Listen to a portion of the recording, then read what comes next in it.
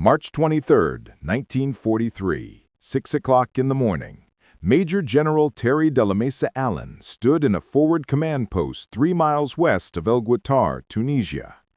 The African sun was just beginning to rise behind him, casting long shadows across the valley floor. The air was cold and still. The sky was perfectly clear. Visibility stretched for miles in all directions. Allen raised his field glasses and looked east toward the mountain pass.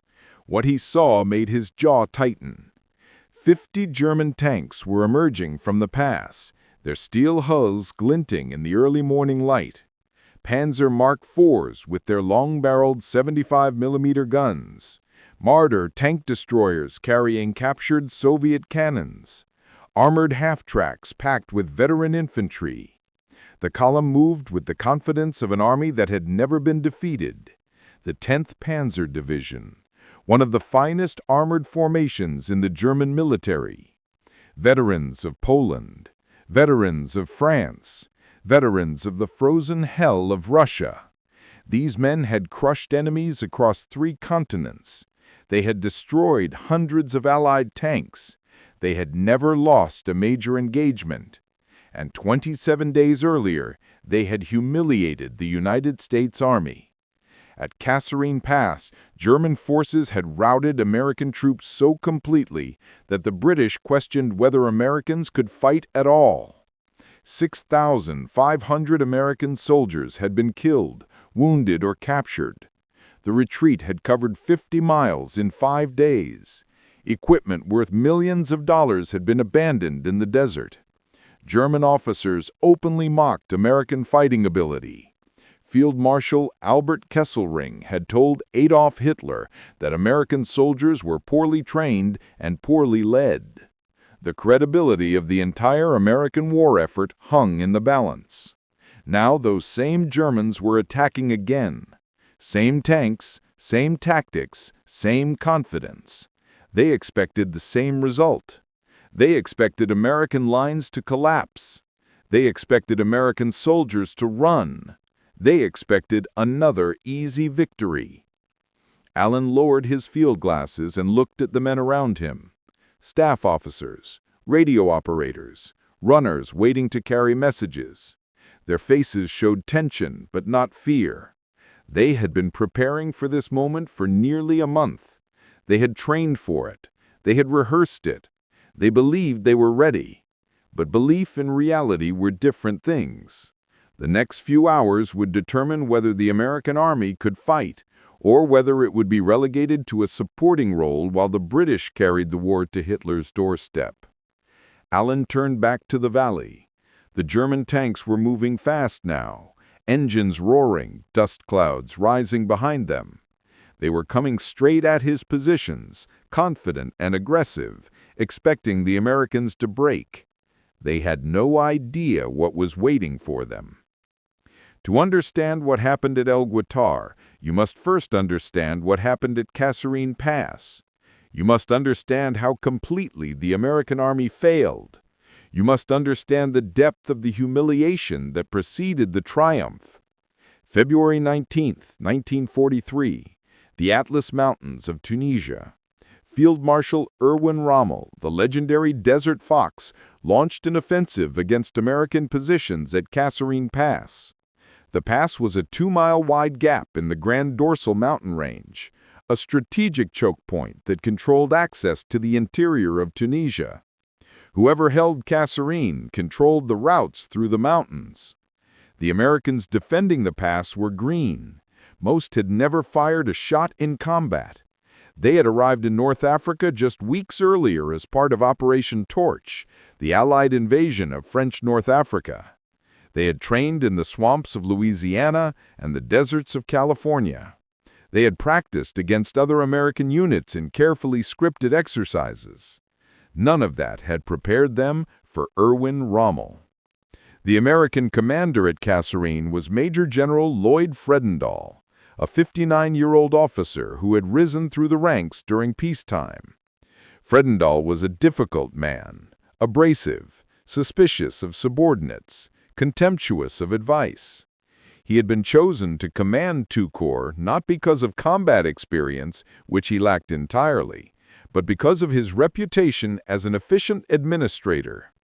Fredendall made mistakes that would haunt the American Army for generations. He positioned his headquarters 70 miles behind the front lines, in a canyon where engineers had blasted tunnels into solid rock. The bunkers were elaborate, designed to protect against air attack. Fredendall spent more time supervising the construction of his underground fortress than visiting the troops who would actually fight. He never personally reconnoitered the battlefield. He never walked the ground where his men would die. He never studied the terrain with his own eyes. He relied entirely on maps and reports from subordinates, maps that were often inaccurate and reports that were often optimistic. Worse, Fredendall split his forces into what military historians call penny packets, small detachments assigned individual tasks without coordination or mutual support. Tank battalions were broken into companies. Companies were broken into platoons. Platoons were scattered across 50 miles of desert, each one isolated, each one vulnerable. The military principle of mass, the concentration of forces at decisive points, was completely ignored. American units were spread so thin that German forces could defeat them one by one, overwhelming each small detachment before moving on to the next. Private First Class Robert Moore of the 168th Infantry Regiment remembered the confusion of those days. He said, "We didn't know where anybody else was. We didn't know where the Germans were. We didn't even know where our own officers were. We just sat in our foxholes and waited for something to happen." When Rommel attacked, something happened. The German assault came with devastating precision. Panzer columns smashed through American positions like a hammer through glass. The coordination between German tanks, infantry, and artillery was seamless, the product of 4 years of continuous warfare. American tanks tried to respond. The M3 Lee and M3 Grant tanks that equipped American armored units were compromises born of desperation, not optimal engineering. They mounted a 75mm gun in a side sponson, which meant the entire tank had to turn to aim. A smaller 37mm gun sat in the turret above. The tanks were tall, with high silhouettes that made them easy targets. German gunners could see American tanks from miles away. The tank crews had no experience fighting German armor. They had trained against other American tanks in Louisiana and California. They understood American tactics. They did not understand German tactics. German tank commanders had fought across 3 continents. They knew how to use terrain. They knew how to concentrate fire. They knew how to maneuver. They knew exactly where American tanks were weakest and exactly how to exploit those weaknesses. Sergeant Thomas Crawford commanded an M3 Lee in the 1st Armored Division. His tank was destroyed within the first hour of combat. "We never even saw what hit us," he recalled. "One second we were moving forward, the next second the tank was on fire. I got out through the hatch, 2 of my crew didn't make it." The American infantry fared no better. They had dug shallow scrapes instead of proper foxholes. They did not understand that German tanks would deliberately drive over shallow positions and rotate their tracks to crush anyone hiding beneath. They did not understand that German infantry would follow behind the tanks, systematically killing anyone who survived. These were lessons that would be learned in blood. By nightfall on February 19th, the American lines had collapsed completely. German panzers had broken through the pass. Italian forces supporting the attack had overrun American artillery positions. Fredendall's scattered units could not coordinate a defense. They could not call for artillery support because each battery operated on its own frequency, responding only to its dedicated observers. Air support was non-existent. The different American units did not know where each other was positioned. Some units retreated into areas already occupied by the Germans. Others simply disappeared into the desert, lost and leaderless. The retreat became a rout. For 5 days, American forces retreated. Rommel pushed them back 50 miles. He captured the towns of Sidi Bouzid, Spietla, and Feriana.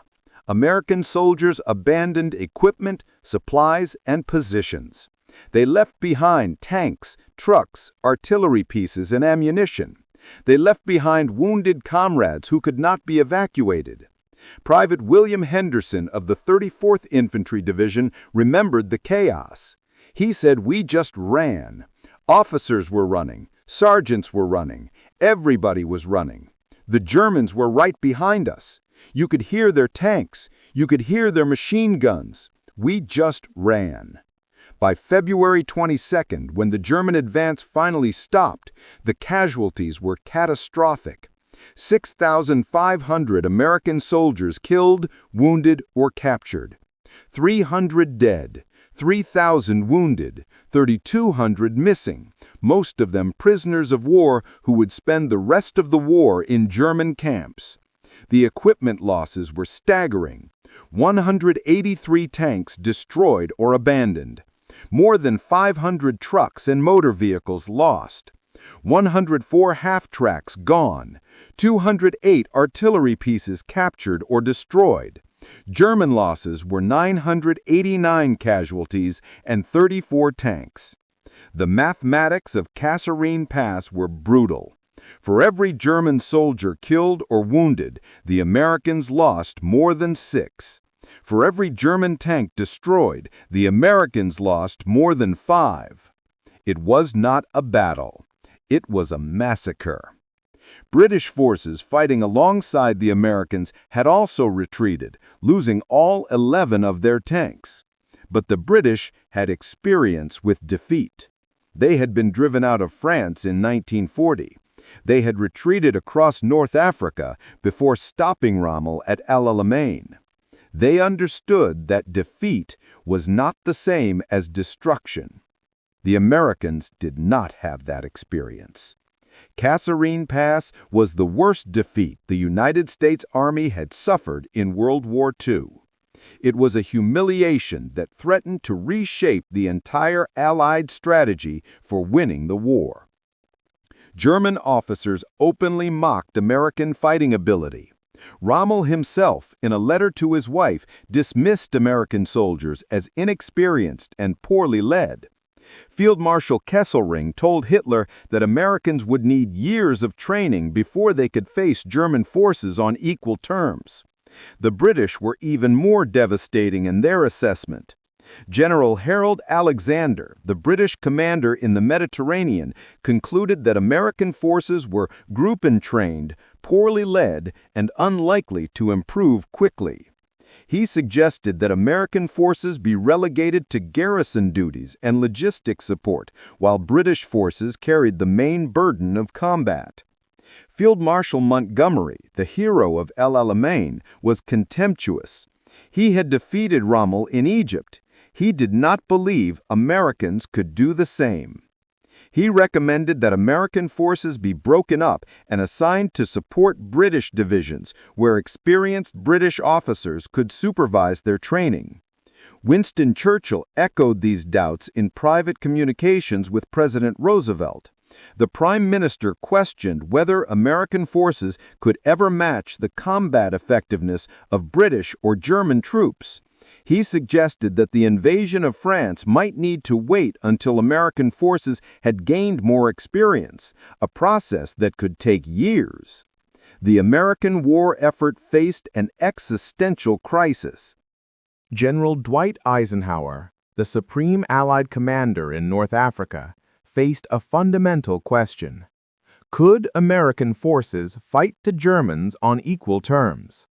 Or would the United States need to rely on British forces to carry the ground war in Europe? The answer to that question would determine Allied strategy for the entire war. If Americans could not defeat German forces in North Africa, How could they be trusted to lead the invasion of France? If American soldiers were as incompetent as the British claimed, perhaps Churchill was right. Perhaps the war would have to be fought with British troops in the lead and American troops in support. Eisenhower refused to accept that conclusion. He had watched the disaster at Kasserine Pass unfold from his headquarters in Algiers. He had read the after-action reports. He had interviewed survivors. He had studied the German tactics that had destroyed American units. And he had reached a conclusion that the British did not share. The problem was not American soldiers. American soldiers had fought bravely at Kasserine Pass. Some units had held their ground under impossible odds. Some tank crews had attacked German panzers knowing they would be destroyed. Some infantry squads had fought to the last man rather than surrender. The problem was not American courage. The problem was American leadership, American doctrine, and American coordination. Those were problems that could be fixed. Eisenhower saw something in the Kasserine defeat that others missed. American artillery, when it finally got organized, had stopped German advances with devastating firepower. American tank destroyers, when properly employed, had knocked out German tanks. American soldiers, when properly led, had fought as hard as any troops in the world. The failure was systemic, not personal, and systemic failures could be corrected. On February 26, 1943, just 2 days after Rommel withdrew from Kasserine Pass, Eisenhower began the most rapid military transformation in modern warfare. He had 27 days before American forces would face German armor again. 27 days to fix everything that had gone wrong.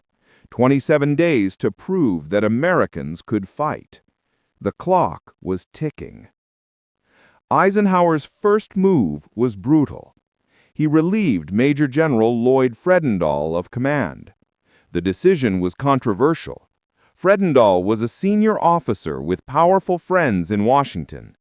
He had been personally selected by General George Marshall, the Army Chief of Staff. Relieving him would embarrass Marshall and potentially damage Eisenhower's own career. Eisenhower did it anyway. On March 6, 1943, Eisenhower flew to Fredendall's underground headquarters in the Tunisian mountains. He walked through the elaborate tunnels that engineers had blasted into solid rock. He saw the bunkers designed to protect the commanding general from air attack. He saw the headquarters that had been positioned 70 miles behind the fighting. Eisenhower later wrote that it was the only time during the war that I ever saw a higher headquarters so concerned over its own safety.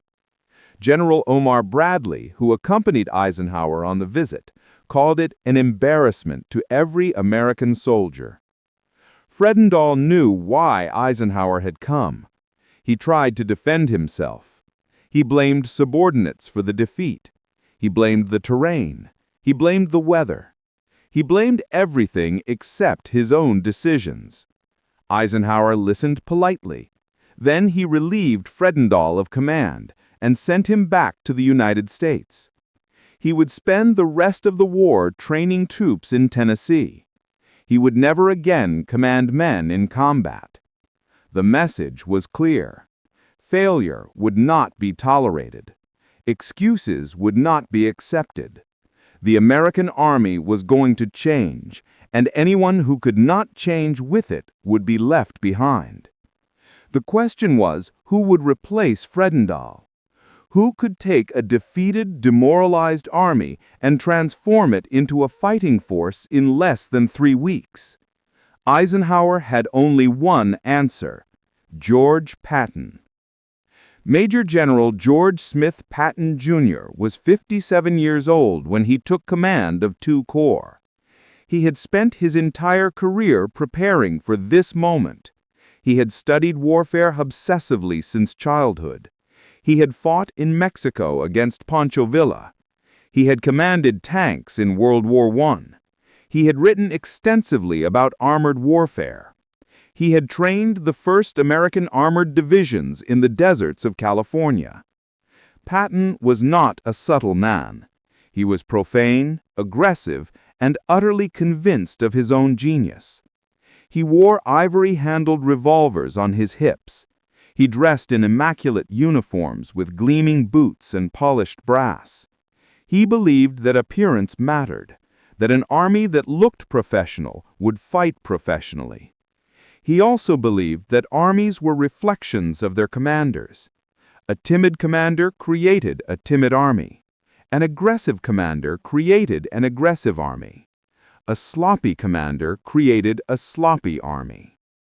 Fredendall had been sloppy. His army had been sloppy.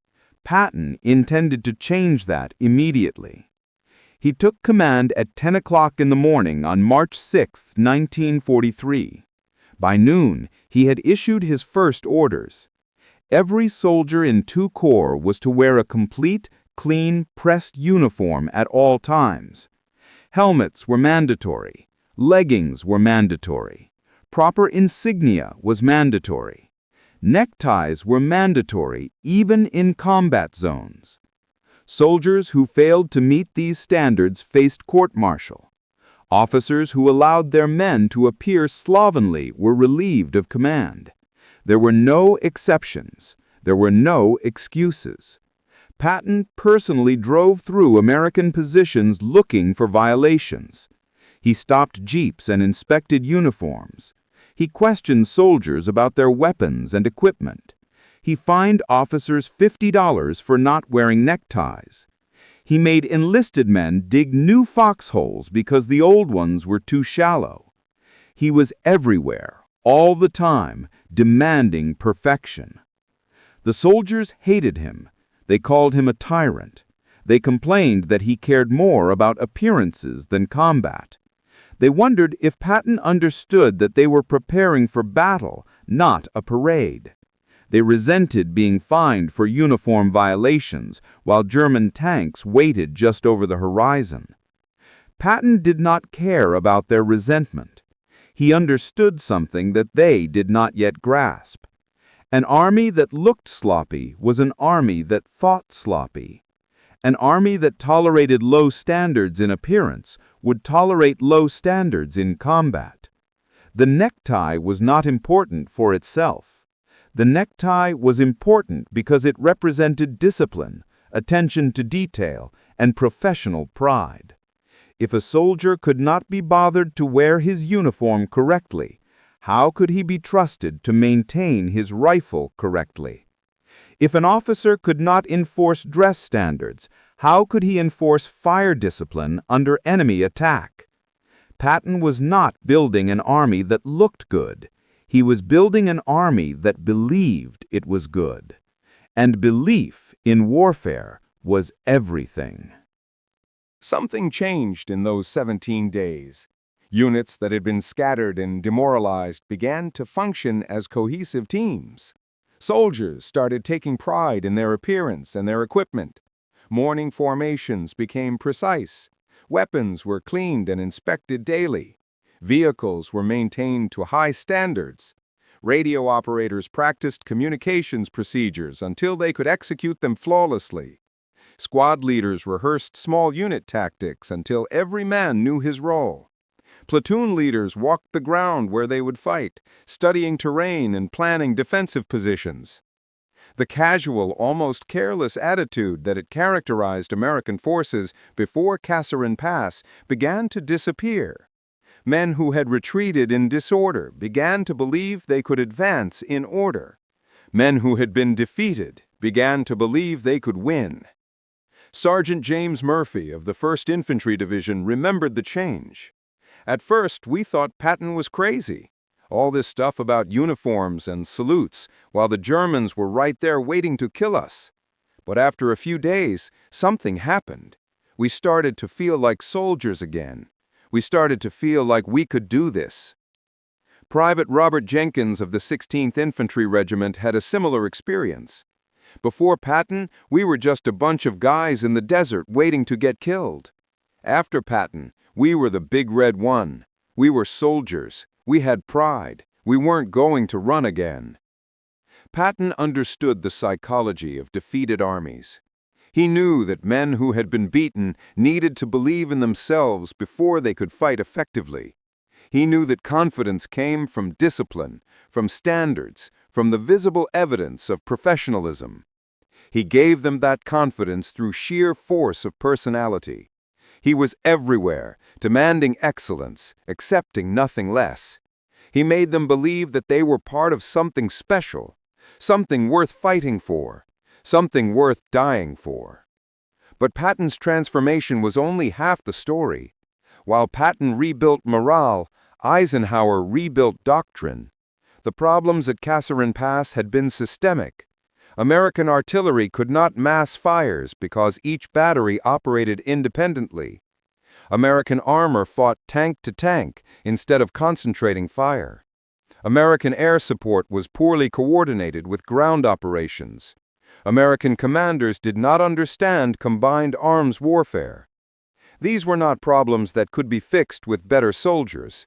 They required new tactics, new procedures, and new command structures. Eisenhower assembled his staff and gave them one order: fix everything, fast. The artillery reforms came first because artillery was America's strongest asset. American 105mm and 155mm howitzers were excellent weapons, accurate and reliable. American ammunition was plentiful. American gunners were well trained. The problem was coordination. Before Kasserine Pass, each American artillery battery had its own dedicated forward observers on separate radio frequencies. A forward observer with the 3rd Battalion could only call fire from 3rd Battalion guns even if 2nd Battalion artillery was closer to the target or had better firing positions. This meant American artillery could never achieve mass fires. German artillery was devastating because German forward observers could call fires from any battery within range. They could create sudden, overwhelming concentrations of firepower on key targets. American observers could only call fires from their own batteries. Within 1 week of Kasserine Pass, Eisenhower's staff developed a new fire direction system. Forward observers could now call fires from multiple batteries simultaneously. Fire direction centers coordinated requests across the entire sector. Artillery became a corps-level asset, not a battalion-level asset. The technical challenges were significant. Different batteries used different radio frequencies. Fire direction centers used different procedures. Artillery officers had been trained to control only their own batteries. But the American Army had something that other armies lacked: resources. New radio equipment arrived in days. Training programs were established immediately.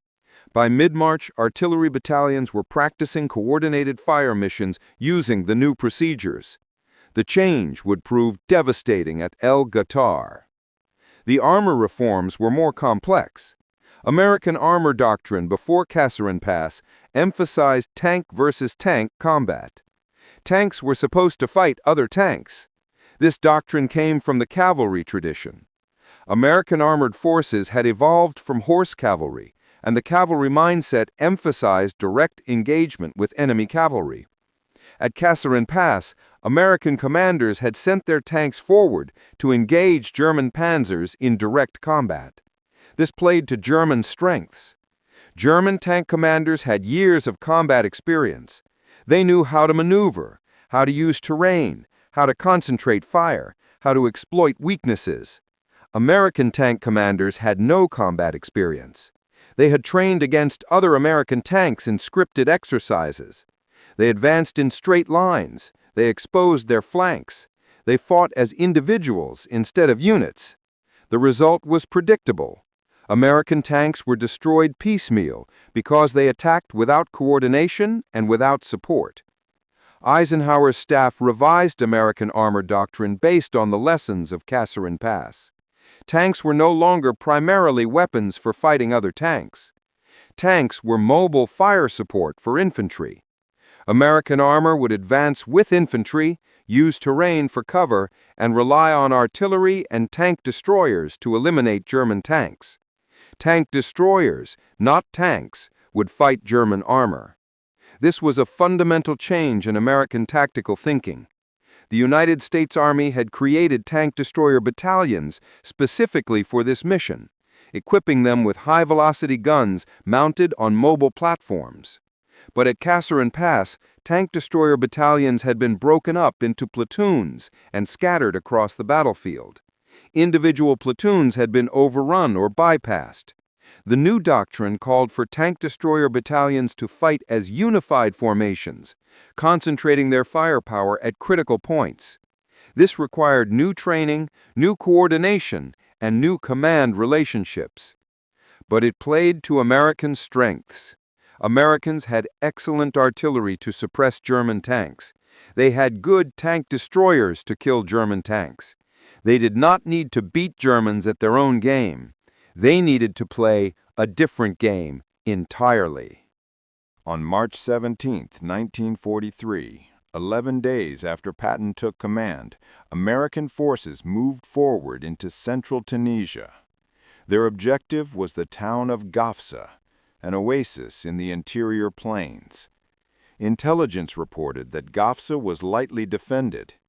Leading the advance was the 1st Ranger Battalion, commanded by Lieutenant Colonel William Orlando Darby. Darby was 32 years old, a West Point graduate who had volunteered to create America's first commando unit. He had trained his Rangers in the mountains of Scotland alongside British commandos. He had led them in the invasion of North Africa. He had forged them into one of the finest light infantry units in the American Army. The Rangers moved fast. They traveled light, carrying only weapons and ammunition. They advanced at night, avoiding German patrols and observation posts. They reached Gafsa before dawn on March 17th and found the town abandoned. Italian defenders had retreated to the hills rather than face the American advance. The next day, Darby pushed his Rangers forward to the oasis town of El Guettar. Again, almost no opposition. The Italians fell back to defensive positions in the mountains, blocking the passes that led south to the coastal plain. Darby's Rangers occupied El Guettar and began preparing defensive positions. They dug foxholes. They established observation posts. They scouted the terrain and identified likely avenues of German approach. They were the tip of the spear. Behind them came the 1st Infantry Division and the 1st Armored Division.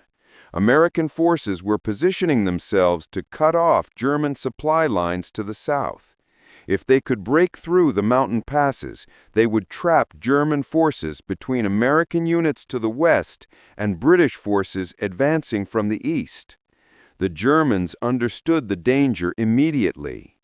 General Hans-Jürgen von Arnim, commanding German forces in Tunisia after Rommel's departure on March 9th, could not allow the Americans to break through at El Guettar.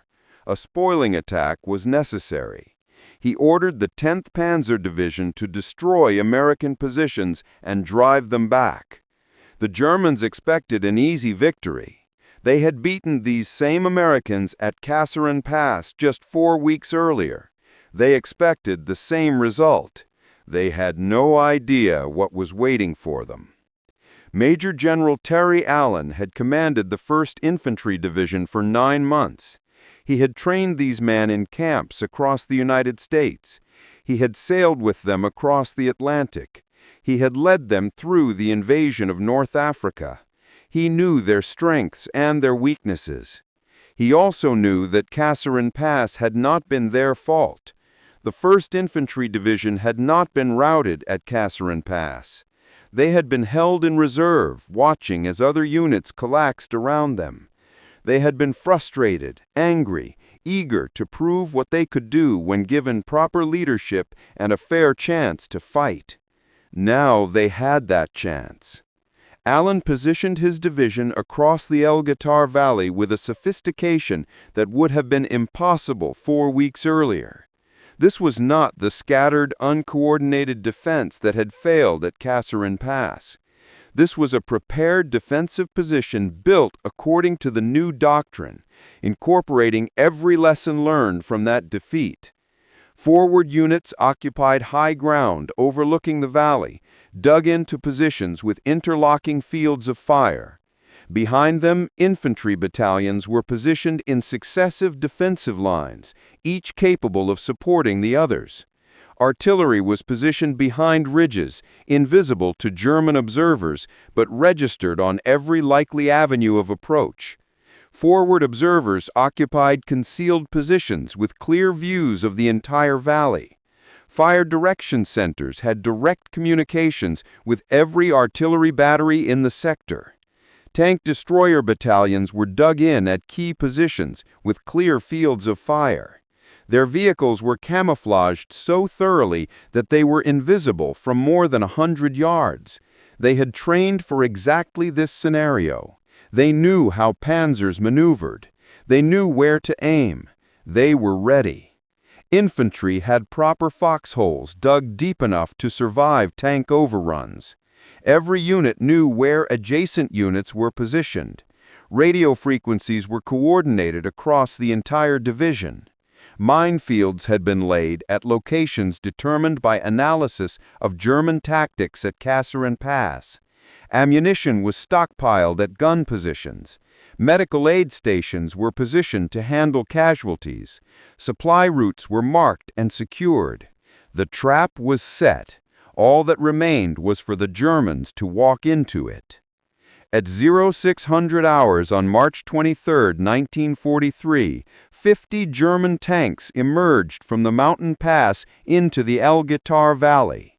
The sun was rising behind the American positions, silhouetting the German column against the western mountains. Panzer Mark IV tanks led the advance, their long-barreled 75mm guns clearly visible. Behind them came Marder tank destroyers, open-topped vehicles mounting captured Soviet 76mm guns. Armored half-tracks carrying Panzer Grenadier infantry followed in formation. The German column advanced at speed. Engines roaring, tank treads churning up clouds of dust that hung in the still morning air. They were attacking in the open, across flat ground approximately 2 miles wide. They expected American forces to break before they reached the town. German commanders had seen Americans break at Kasserine Pass. They expected the same result here. Lieutenant Heinrich Brandt commanded a Panzer Mark IV in the lead element. He had fought in France in 1940 and Russia since 1941. He had destroyed dozens of enemy tanks. He had never lost an engagement against American forces. "We expected them to run," he said later, after the war. "That was what they had done before. We thought they would see our tanks and retreat, the way they had retreated at Kasserine Pass. We thought this would be easy." The Americans were waiting, silent, disciplined, invisible. Allen watched the German advance through his field glasses. He could see every detail of the enemy column. The tank commanders standing in their turrets, the infantry crouching in the half-tracks, the dust clouds rising behind the formation. He gave no orders, not yet. The Germans were still too far away. He wanted them closer. He wanted them committed. He wanted them trapped. The German column reached the edge of the minefield at approximately 0630 hours. The first tank hit a mine with a sound like thunder. The explosion tore the track from the vehicle and stopped it dead. The crew bailed out, scrambling for cover as their tank began to burn. A second tank hit a mine, then a third. The German column slowed, bunching up as vehicles in the rear tried to avoid the obstacles. Tank commanders shouted orders. Engineers rushed forward to clear paths through the minefield. This was exactly what the American artillery observers had been waiting for. Captain James Morrison was a forward observer with the 32nd Field Artillery Battalion. He had been watching the German column since it entered the valley. He had calculated ranges. He had adjusted for wind. He had coordinated with the Fire Direction Center. Now he picked up his radio and spoke 2 words that would change the battle. Fire mission. The response was immediate. Not just the batteries assigned to his battalion. Every battery within range. 105mm howitzers, 155mm howitzers. The full weight of American artillery coordinated through the new fire direction system, concentrated on a single target. The first salvo landed among the stalled German tanks with devastating precision. High explosive rounds detonated against tank armor, disabling tracks and turrets. White phosphorus rounds burst overhead, showering burning chemical that stuck to metal and flesh. The second salvo landed even as the first was still exploding. Then the third, then the fourth. The bombardment continued for 12 minutes without pause. Lieutenant Brandt's tank was hit in the first salvo. The shell came through the side armor, he remembered. The driver was killed instantly. The gunner was badly wounded. I got the hatch open and pulled myself out. The tank was on fire. Ammunition was cooking off inside. I ran. He ran into more artillery fire. German tanks that had survived the minefield were hit repeatedly by high explosive rounds. Half-tracks exploded, their thin armor no protection against artillery fragments. Infantry who had dismounted to clear mines were caught in the open with no cover. The few German tanks that tried to retreat found their path blocked by disabled vehicles and continuing artillery fire. The column was trapped in the killing zone, unable to advance, unable to retreat, being systematically destroyed. Sergeant Wilhelm Krauss commanded an infantry squad in one of the half-tracks. It was hell, he said. Shells falling everywhere, tanks burning, men screaming. We jumped out of the half-track and tried to find cover, but there was no cover. The shells just kept coming. I saw my lieutenant die. I saw my best friend die. I thought I was going to die too. He survived. Many of his comrades did not. When the artillery lifted, the tank destroyers opened fire. The 601st Tank Destroyer Battalion was equipped with M3 gun motor carriages, half-tracks mounting 75mm guns. They had been dug in at key positions overlooking the valley, their vehicles camouflaged with netting and brush. The Germans had not seen them. Now they revealed themselves. Captain Michael Sullivan commanded a platoon of tank destroyers on the American right flank. He had been watching the German column through binoculars, waiting for the artillery to do its work. When the last shells fell, he gave the order to fire. His gunners had trained for exactly this scenario. They had studied German tactics. They knew how Panzer maneuvered. They knew where to aim. They knew that a shot to the side armor of a Panzer Mark IV would penetrate, while a shot to the front might bounce off. They fired methodically, one tank at a time, waiting for clean shots. The first round hit a Panzer Mark IV in the engine compartment. The tank stopped, smoke pouring from the rear. The crew bailed out and ran. The second round hit a Marder tank destroyer, detonating the ammunition stored in the open fighting compartment. The vehicle exploded, killing the entire crew. The third round missed. The fourth round hit. The 899th Tank Destroyer Battalion, equipped with M10 tank destroyers mounting 3-inch guns, provided additional firepower from supporting positions. Their heavier guns could penetrate German armor at longer ranges. They engaged targets that the 601st could not reach. The German attack collapsed. By 0900 hours, 30 tanks had been destroyed or disabled. The surviving vehicles were retreating to the mountain pass, leaving burning wreckage across the valley floor. German infantry who had dismounted were trapped in the open, unable to advance and unable to retreat. Allen watched the withdrawal through his field glasses. He made no move to pursue. His orders were to hold El Guettar, not chase Germans into the mountains. The first German attack had been stopped, cold, but the battle was not over.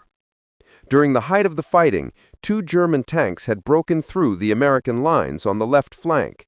They advanced towards Allen's command post, their guns firing at everything in sight. Staff officers suggested withdrawal. They pointed out that the command post was exposed. They argued that Allen could direct the battle from a safer location. Allen refused. "I will like hell pull out, and I'll shoot the first bastard who does." He stood his ground as the German tanks approached. American artillery was redirected to engage them. Tank destroyers moved to intercept. Within minutes, both German tanks had been knocked out, their burning hulls adding to the wreckage scattered across the valley floor. The incident became legendary in the 1st Infantry Division.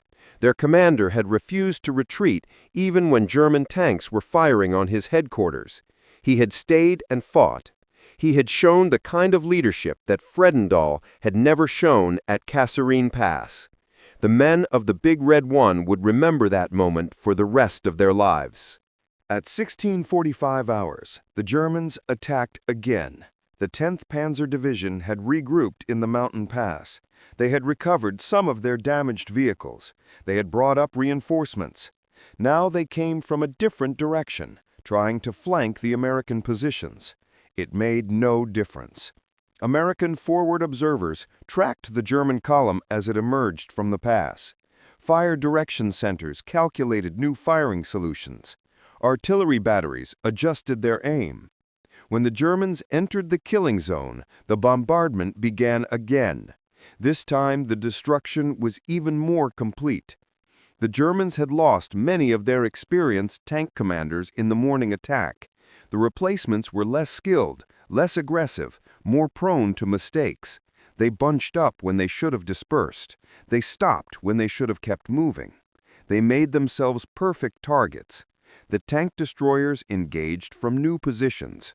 American infantry added their fire. Machine guns, mortars, anti-tank rifles, everything the division had was thrown at the German column.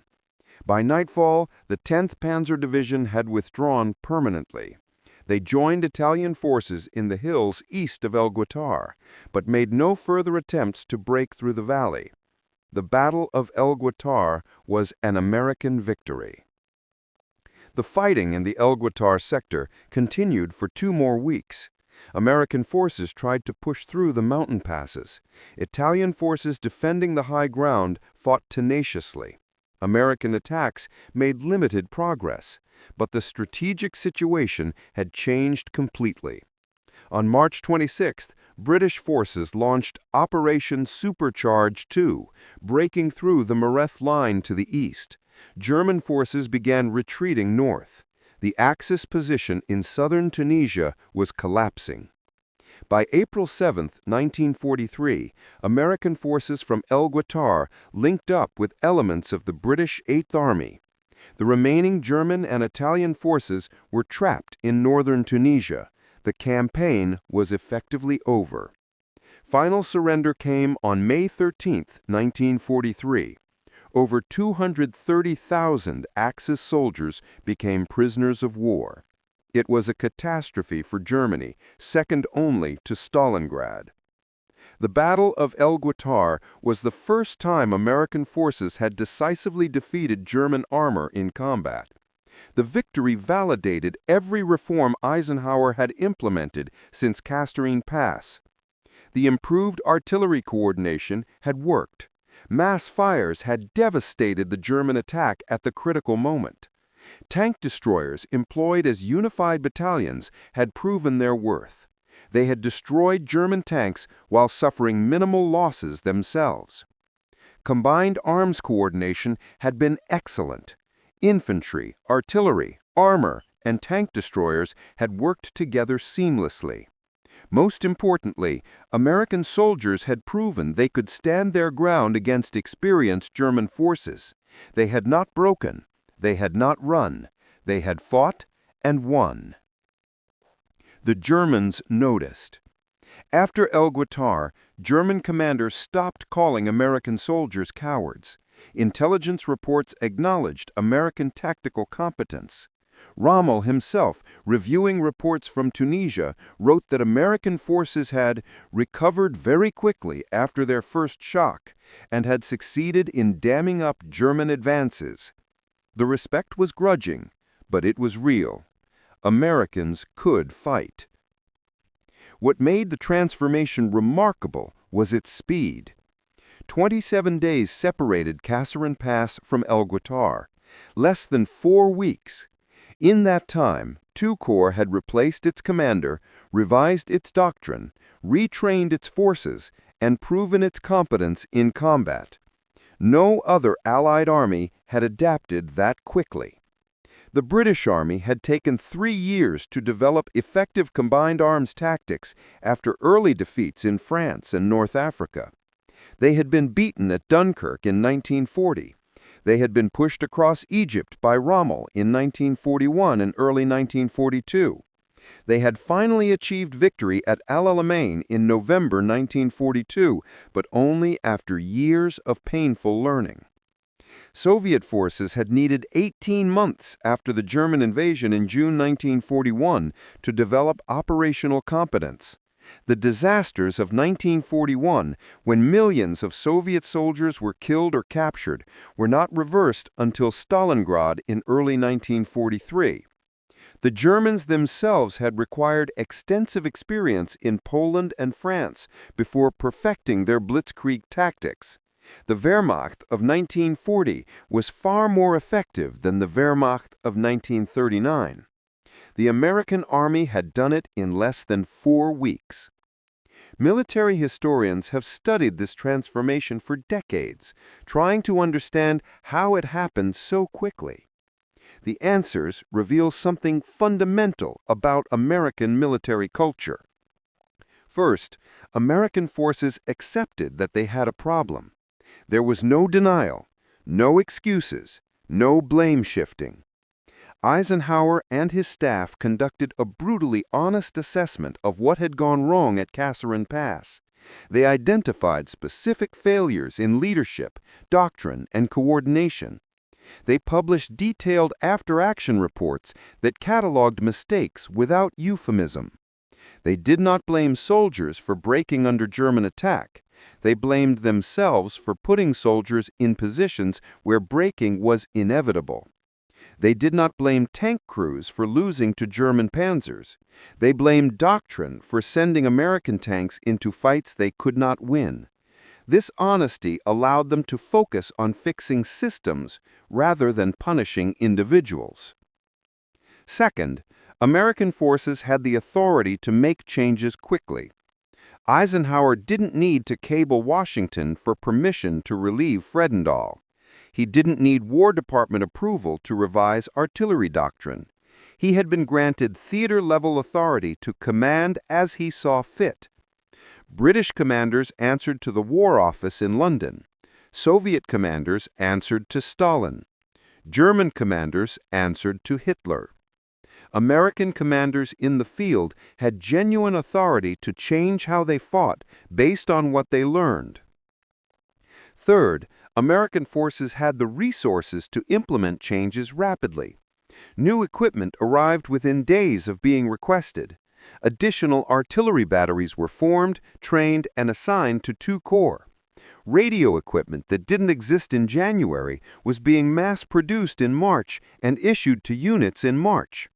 The American industrial base provided whatever was needed. Other armies had to fight with whatever equipment they had. Americans could request new equipment and receive it quickly. Fourth, American forces were willing to learn from their enemies. Staff officers studied German tactics. They identified German weaknesses as well as strengths. They adapted German techniques that worked and developed counters to German techniques that were effective against Americans. There was no pride, no insistence on doing things the American way. If the Germans did something better, Americans studied it and adapted it. Fifth, American forces emphasized training and practice. Patton's 17-day transformation focused heavily on basic skills and unit cohesion. Soldiers practiced digging proper foxholes. Tank crews practiced coordinating with infantry. Artillery batteries practiced the new fire direction procedures.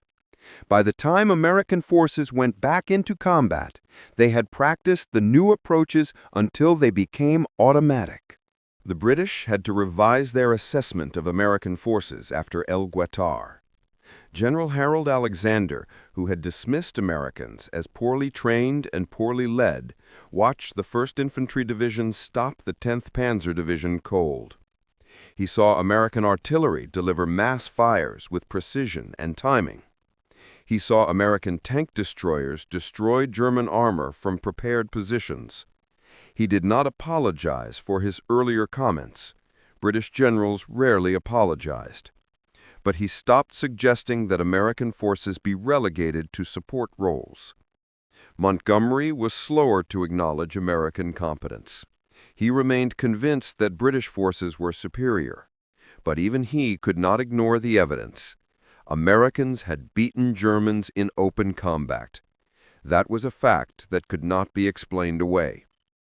Churchill's doubts about American military capability gradually faded as the Tunisian campaign concluded. American forces had proven themselves. They could be trusted to participate in the invasion of France. The alliance between Britain and America, which had been strained by Kasserine Pass, was strengthened by Guettar. Americans had shown that they could learn from defeat and adapt quickly. That was a quality that Churchill understood and respected. The invasion of Sicily in July 1943 would be a joint American-British operation. The invasion of Italy in September 1943 would give American forces even more combat experience.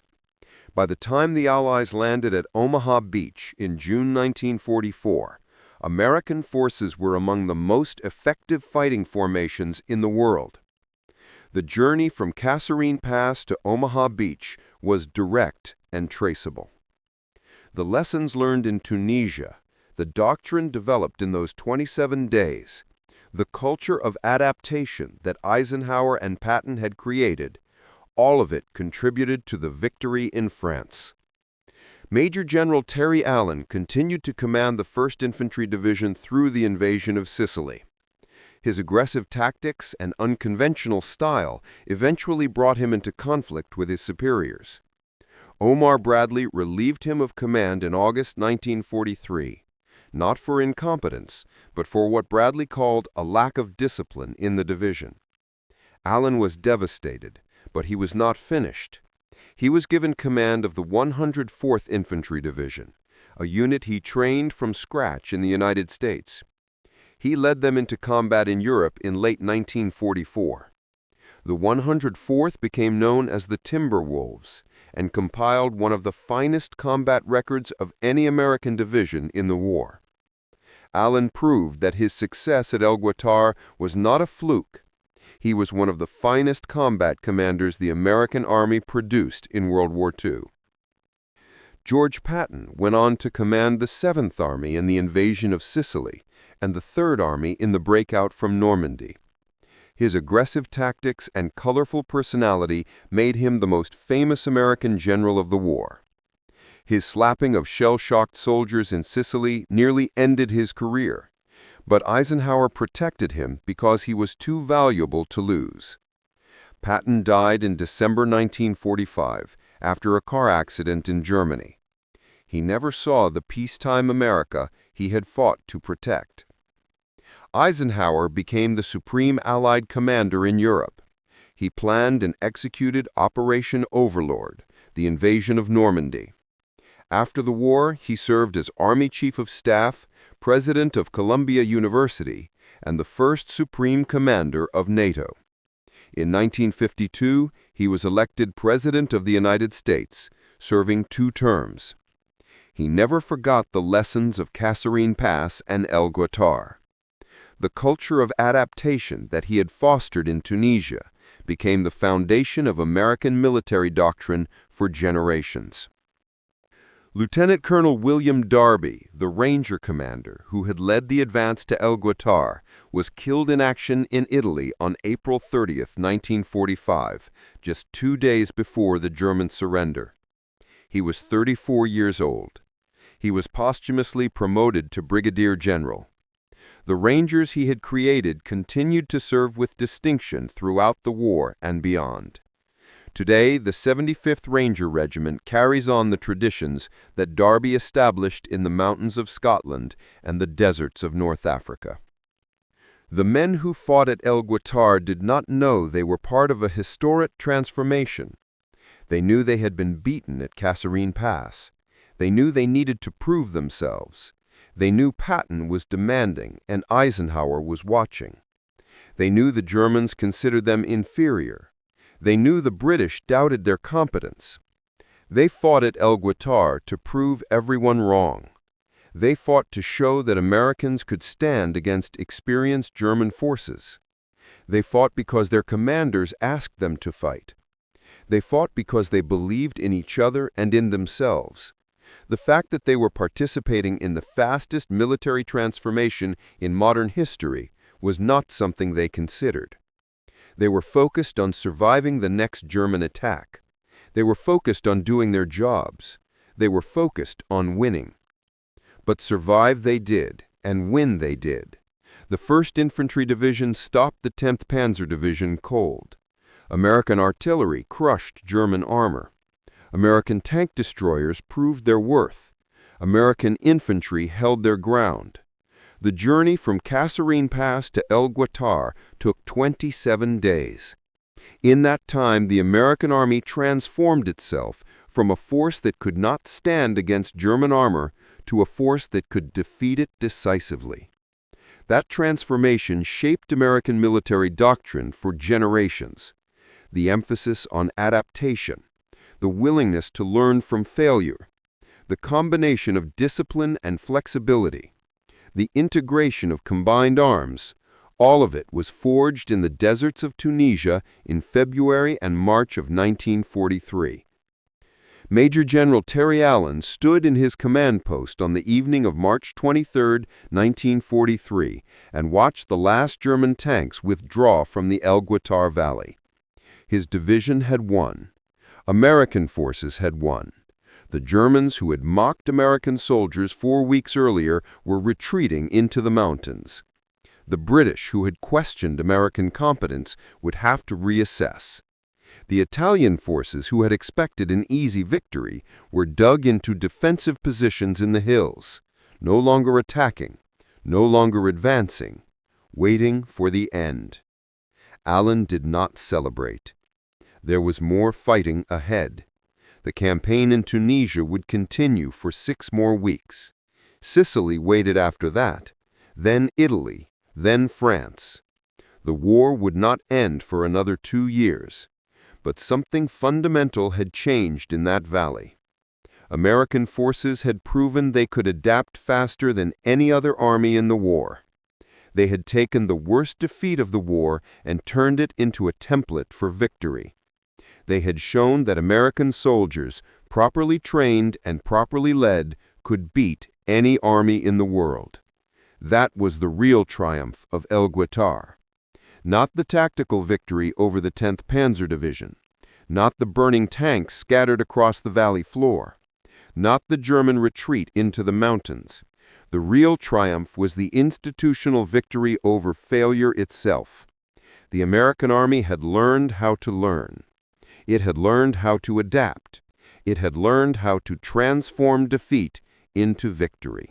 And it had done it in 27 days.